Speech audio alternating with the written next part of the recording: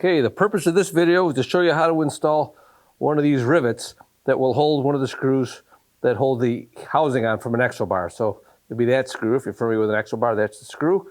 And you see that fits in there. So when you're picking out your rivet, make sure the screw fits it. That way you know you have the right one. We have this kit here that works pretty good for that. It has all the parts and pieces you need. So as long as you have this screw, you're good to go.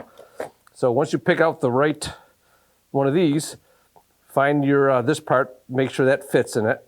Then you can put your rivet gun together. So to do that, it has reverse threads. So you tighten that in the opposite way you normally would. Tighten this in. Then you put your rivet on there. That screws in the normal way.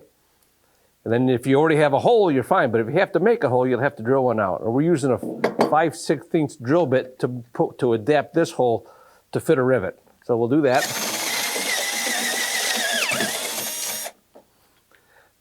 Drill your hole, stick this in, crimp it nice and tight, and unscrew this somehow. Let's loosen that.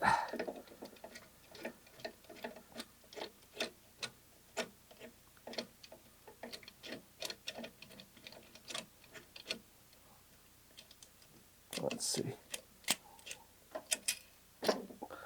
And then you can put your housing on, and you put your screw in there, and you should be good to go. I'll have to get a screwdriver, tighten that down, but that's how you do it. Want to learn more? Subscribe now so you'll know about the latest videos on everything coffee from Whole Latte Love.